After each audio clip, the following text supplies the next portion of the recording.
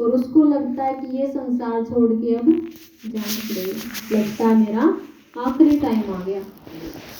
तो हम भी जब बीमार होते तो सबसे पहले क्या करते हैं, अपना जो प्यारा होता है ना उसको बुलाते हैं, खास को।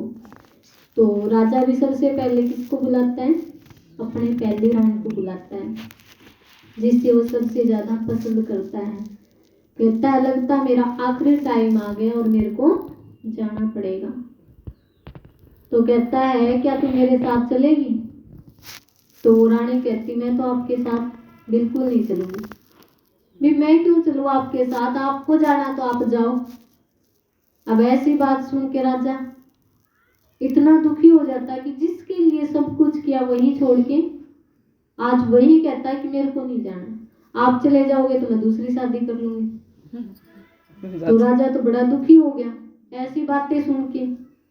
फिर निराशा से अपनी दूसरी रानी को बुलाता है, कहता मेरे साथ चलेगी? वो कहती मैं क्यों चलूं आपके साथ, जब पहले वाली ही नहीं गई जिसके लिए आपने सब कुछ किया, मेरे लिए तो किया ही क्या जो मैं आपके साथ चलूं। तो राजा दोनों की बात सुन के दुखी हो जाता है, कहती है ज्यादा ही करोगे तो आपको दरवाजे तक छोड़ांगे, उसके बाद आप अपने रास्ते और मैं अपने रास्ते। फिर राजा क्या करता है, अपनी तीसरी रानी को बुलाता है जिसके पास वो कभी कभी जाता है। अब तीसरी को कहता है क्या तू मेरे साथ चलेगी? वो कहती मैं क्यों चलूं आपके साथ, जब ये दो ही नहीं जा रही और मेरे लिए किया ही क्या जो मैं आपके साथ चलूं। तो राजा तीनों की बात सुन के बड़ा दुखी हो जाता है, एक तो बीमार, एक पता है जाने का टाइम आ गया, और तीसरा ऐसे जिससे जवाब सुन के दुखी हो जाता है। तो क्या करता है, बड़ी निराशा से अपनी चौथी रानी को बुलाता है, सोचता उससे तो क्या आस है, लेकिन फिर भी उससे पूछ लेते हैं भी वो तो कभी जाएगी ही नहीं मेरे साथ में। तो अपनी चौथी रानी को कहता है कि मेरा लास्ट टाइम आ गया, क्या मेरे साथ चलेगी? वो कहती हाँ स्वामी, जहां आप चलोगे वहां मैं चलूंगी। तो राजा बड़ा दुखी भी हो जाता है और खुश भी होता है, जिसके लिए कुछ किया ही नहीं आज वो जाने के लिए तैयार हो गई, और जिसके लिए सब कुछ किया उन्होंने मना कर दिया। तो हम सबको भी चार चार रानी है, हम सबको चार चार रानी है आपको चार रानी है कि नहीं है? चार रानी है आपको, आप जितने यहाँ पे बैठे हो आप सबको चार चार रानी। पहली रानी कौन है? हमारी ये देह, हमारा ये शरीर, जिसके लिए हम सब कुछ करते हैं ना, सुबह से शाम तक इसको संवारते रहते हैं। पड़ोसन ये सूट लेके तो मेरे को भी वही लेके आना है, उसके पास वो चीज है तो मेरे पास भी वही चीज होनी चाहिए। पसंद आ गई तो एक बार मार्केट में देख लिया और पसंद आ गई तो सारा ध्यान उसी पे रहेगा, वही लेके आनी है मेरे को, तो कुछ भी हो जाए मेरे को वही पसंद है। और सुबह से शाम तक इस देह के लिए हम कितना करते हैं, कितना सजाते संवारते सब कुछ करते हैं इसके लिए। और सबसे पहले हमें कौन धोखा देती है? ये देह हमें धोखा देती है। हमारी पहली रानी ही हमें सबसे ज्यादा धोखा देती है। दूसरी रानी है धन संपत्ति, पैसा, जो इंसान कहता है कि पैसे के बिना काम नहीं चल सकता, पैसा है तो सब कुछ है, पैसा नहीं तो कुछ भी नहीं। पैसा है तो इंसान की इज्जत है, और पैसा नहीं तो कहते कोई इज्जत नहीं। लेकिन पैसा भी हर जगह काम नहीं आ सकता। पैसे से हम बहुत अच्छा खाना खरीद सकते हैं, लेकिन भूख नहीं खरीद सकते। बहुत अच्छे गद्दे बेड खरीद सकते हैं, लेकिन नींद नहीं खरीद सकते। तो हर जगह पैसा काम नहीं आता। आज का इंसान कहता है कि पैसे के बिना कुछ भी नहीं, और पैसे की भूख बढ़ती जा रही है। यही नहीं पता कि कितना कमा लिया और कितना और कमाना, बस अंधाधुंध लगे हुए हैं, बस कमाना है। और जितना भाग भाग के कमा रहे इतना ही हॉस्पिटलों में जा रहा हो पैसा। पैसा कमाना कोई बुरी बात नहीं, पैसा कमाओ, लेकिन इतना कमाओ कि हम आराम से बैठ के खा सके। अब माँ बाप क्या सोचते हैं कि हम बच्चे के लिए इतना कमा जाए कि उसको कमाने की जरूरत ना पड़े, इतना ही सोचते हैं ना हम। मान लो हमने इतना कमा दिया कि उसको जरूरत ना पड़े कमाने की, उसको पैसे की कदर होगी? 2 दिन में हवा में उड़ा देगा। तो उसको यही नहीं पता होगा कि पैसे कमाए किस ढंग से जाते हैं, किस मेहनत से कमाए जाते हैं, तो वो पैसों को क्या करेगा? 2 दिन में उड़ा देगा उन पैसों को। तो बच्चों को भी पता होना चाहिए पैसे की कदर क्या होती है, उनको भी इतना टाइम दो कि वो भी अपने लिए कमा सके और उस पैसे को बर्बाद ना करे। आज के इंसान को बस यही चिंता है कि मेरे को कमाना है, किसी भी ढंग से कमाना पड़े लेकिन कमाना है, चाहे चोरी करके, चाहे झूठ बोल के, चाहे किसी को धोखा देके कमाना है। लेकिन जितना हम ये पैसे कमाते हैं, भगवान की ये वाणी है कि वो पैसा ओनली हमारा बीमारी में जाता है। आज का इंसान जो कहता है ना कि जब तक ऊपर का पैसा ना कमाए ना तब तक काम नहीं चलता, ईमानदारी से हमारा काम नहीं चलता। लेकिन जितने हम कमाते हैं उससे दुगने हमारे निकल जाते हैं। चाहे कैसा भी कारोबार हम करते हो, ईमानदारी से कमाओ। अगर आप 20 रुपए की चीज लेके आए हो तो उसको आप 25 रुपए की बेचते हो तो आपको कोई घाटा नहीं। उसको आप 40 रुपए की बेचोगे तो आपको 50-60 और भुगतान करना पड़ेगा उसका। पैसा कमाना है हमें, लेकिन पैसा कैसे कमाना है कि झूठ बोल के, चोरी करके, किसी को ठग के या किसी को धोखा देके। ऐसा कमाया हुआ पैसा जिसके पेट में भी जाएगा ना, जो बच्चे उससे भोजन खाएंगे वो बच्चे कभी कामयाब नहीं होते। और बच्चे भी कैसा जीवन हो जाता है उनका भी, चिंता वाला। हम सोचते हैं कि इनको अच्छा पढ़ा दे और बड़े बड़े स्कूलों में डाल दे, और आजकल जितने पढ़े लिखे और जितने बड़े स्कूल है ना, सबसे ज्यादा चोरी, बैंक फाड़ने और लूटपाट पढ़े लिखे करते हैं। अनपढ़ तो ये काम कर ही नहीं सकता। अनपढ़ व्यक्ति बैंक को लूट सकता है? लूट सकता है अनपढ़ व्यक्ति? जो पढ़ा लिखा वही लूट सकता है। आजकल ये पढ़ाई है क्योंकि असली पढ़ाई स्कूलों में नहीं है। हम सोचते हैं कि बच्चे स्कूल में जाके बहुत अच्छा सीख के आएंगे, लेकिन अच्छा तो वहाँ पे संस्कार तो दिए ही नहीं जा रहे आजकल। बस नंबर लेके आने, बस नंबरों से मतलब है और नौकरी से मतलब है।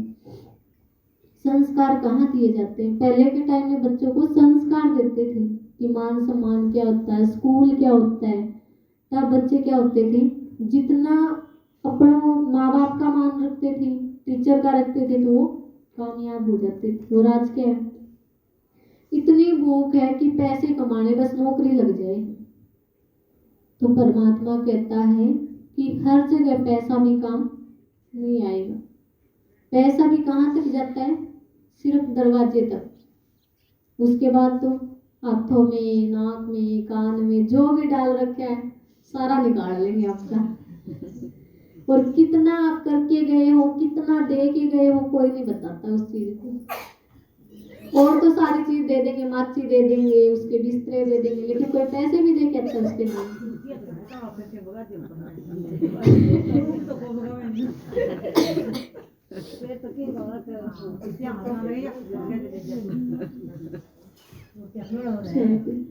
पैसा कमाना चाहिए हमें, लेकिन ऐसा पैसा ना कमाओ कि वो गलत काम में लगे। आजकल कोर्ट कचहरी क्यों बढ़ रही है? क्योंकि पैसा ही ऐसा कमा रहे कि वो कोर्ट कचहरियों में जाता है पैसा। ईमानदारी का पैसा अगर आप 20 रुपए भी कमाए ना अपने, आपके हॉस्पिटल में नहीं जाएंगे वो पैसे। भगवान इतनी बचत कराता है उन पैसों की हमारी, और उसी में ईमानदारी से ही हमारा काम चल जाता है। तीसरी रानी कौन है? हमारे रिश्तेदार, जो हम कहते हैं कि ये तो मेरे असली हैं, इनको तो नहीं छोड़ सकते हम। अब आप ज्ञान सुन रहे हो, आप जिस दिन से आने लगे हो उस दिन से जो आपके पड़ोसी हैं या आसपास वाले हैं ना, उस दिन से आपकी गिनती होने लगी। ये कहेंगे यह भी ओम शांति में जा, अच्छा यह भी जाओ ओम शांति में। कोई ये भी कहने वाला मिलेगा कुछ नहीं रखा ओम शांति में, बकाने वाले हैं। कोई कुछ कहेगा, कोई रिश्तेदार या घर में भी आपको रोकने वाले मिल जाएंगे। कोई कुछ बोलेगा, कोई कुछ बोलेगा, लेकिन रिश्ते भी देखो, उनके साथ ही हमें रहना है, उनके साथ ही सब कुछ करना है। लेकिन इतना ना हो कि हम भगवान के रास्ते पे जाए और कोई हमें रोक दे।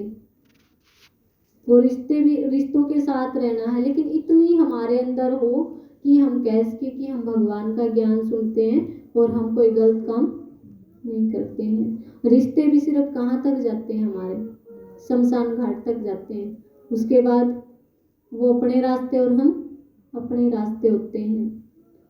रिश्ते निभाने भी हैं, जिम्मेवारियां भी निभानी है, लेकिन ये नहीं कि उनमें ही बंध जाओ और असली जो रास्ता है उसको छोड़ दो। देखो, कई आपको ये कहने वाले मिल जाएंगे कि ओम शांति वाले लहसुन प्याज छुड़ा देंगे।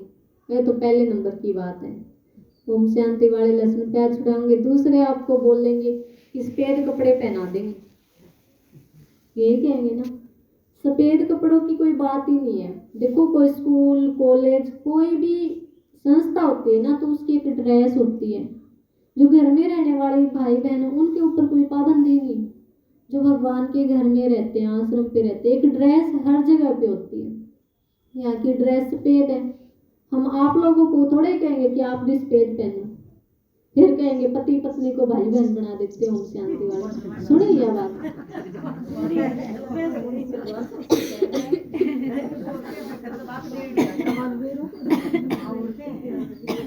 ये कहेंगे कि भाई बहन बना देते हैं। एक बात आप सोच के देखो, जो पति पत्नी बनाए हैं, जिसने ये शादी के बनाए हैं संबंध, ये भी तो भगवान ने ही बनाई।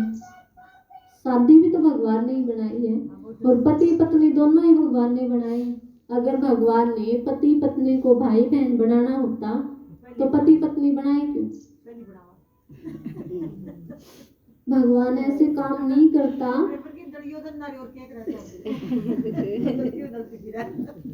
भगवान ये काम नहीं करता कि जिससे हमारे घरों में झगड़ा हो जाए।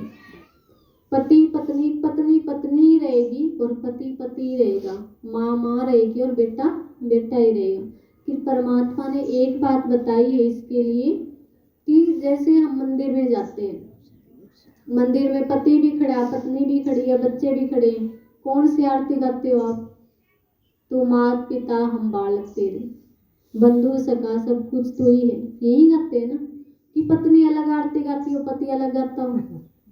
दोनों एक ही आरती गाते हैं। ये तो नहीं कि पति माँ बाप कहता तो पत्नी सास ससुर कहती हो मंदिर में जाकर। दोनों ही क्या कहते हैं? तू मात पिता। तो परमात्मा ने बताया कि आत्मा रूप में जब हम ऊपर से आते हैं, हम आत्मा रूप में भाई भाई हैं। और जब हम इस संसार में आ जाते हैं, किसी को बहन का शरीर मिला, किसी को भाई का शरीर मिला, आत्मा रूप में सब क्या है? भाई भाई ऊपर भगवान के घर से। और जब हम इस धरती पे आते हैं तो हमारे रिश्ते बदल जाते हैं शरीर के हिसाब से। सास सास ही रहेगी और बहू बहू ही रहेगी। भगवान ये चीजें नहीं सिखाता। भगवान कहता है कि तुम आत्मा हो और दूसरे को भी कैसे देखो कि ये भी एक आत्मा और मैं भी एक आत्मा हूँ। आत्मा रूप में देखेंगे तो हमारी गलत दृष्टि वृत्ति नहीं जाएगी। आज देखो, छोटी सी लड़की है, उसके ऊपर भी गलत दृष्टि है। ये घूंघट क्यों बनाई? देवी देवताओं के कहीं घूंघट ही नहीं दिखा रखे, क्योंकि वहां पे दृष्टि वृत्ति शुद्ध थी। और आज क्या है? अशुद्ध है। मतलब चाहे बूढ़ा है, चाहे जवान है, चाहे बच्चा, हर एक की दृष्टि क्या होगी? खराब होगी। और आपने सुना होगा, अगर आप पढ़े लिखे हो, कि दृष्टि से ही सृष्टि बदलती है। जैसी हमारी नजर होगी वैसी ये दुनिया होगी, वैसी ही सृष्टि होगी। तो भगवान सबसे पहले क्या बदलता है? हमारी दृष्टि को बदलता है कि तुम आत्मा आत्मा सब भाई भाई हो। हम आत्मा रूप में भाई भाई, ना कि शरीर के रिश्तों में भाई भाई। परमात्मा ने सबसे पहला पाठ ये पढ़ाया है। लेकिन बाहर क्या जोड़ दिया कि ओम शांति वाले पति पत्नी को भाई बहन बनाते हैं। भगवान किसी को ये रिश्ते जो उसने बनाए हैं तो वो छुड़ाता भी नहीं है। जो हमारी जिम्मेवारी है वो निभाओ। लेकिन परमात्मा कहता है कि दृष्टि अच्छी रखो एक दूसरे के प्रति। फिर ये कहेंगे ओम शांति वाले घर छुड़ा देंगे। कहाँ लेके जाएंगे घर छुड़ा के? आपको बका के लेके जाएंगे। आपके चौपटाई में बैठे हम 16 साल से, कहीं नहीं जाते। कुछ भी ऊपर नीचे हो जाए तो हमें आके पकड़ लेना।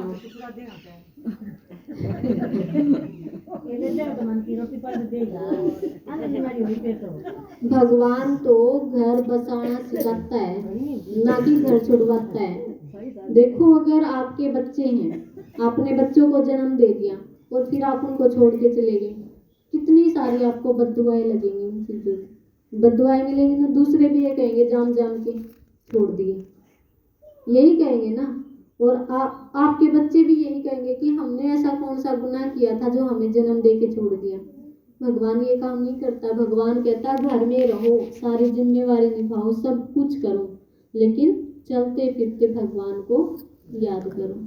बाकी दुनिया की आप सुनोगे तो जितने कहते ना कि जितनी मुंह इतनी बातें, वो अलग अलग मिलेंगी आपको। कोई कुछ कहने वाला, कोई कुछ कहने वाला, लेकिन जब हमें समझ में आ गया, हमें फायदे होते हैं, हमें अच्छा लगता है, फिर हमें किसी की नहीं सुननी चाहिए। क्योंकि देखो दुनिया तो किसी रास्ते पे चल पड़ो आप, बोलेगी ही बोलेगी।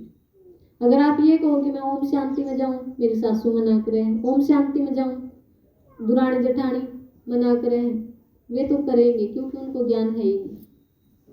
ज्ञान किसको है? जो सुनेगा, जिसके फायदे होंगे। तो हम मजबूत होंगे तो एक बार रोक के वे भी रुक जाएंगे, और क्या पता हमारी शुभ भावनाएं हो उनके प्रति, तो वो भी एक दिन चल पड़ेंगे। तो तीसरी रानी कौन है? हमारे रिश्तेदार। और चौथी रानी कौन है? हमारे कर्म। कर्मों से हम बिल्कुल प्यार नहीं करते। 3 रानियों से हम प्यार करते हैं, अपने देह से प्यार करते हैं, धन से प्यार करते हैं, और अपने रिश्तेदारों से प्यार करते हैं। कि जैसे वो राजा की कहानी बताई कि वो चौथी रानी से बिल्कुल प्यार नहीं करता था, तो हम भी अपनी चौथी रानी से प्यार नहीं करते। लेकिन जाएगी कौन हमारे साथ?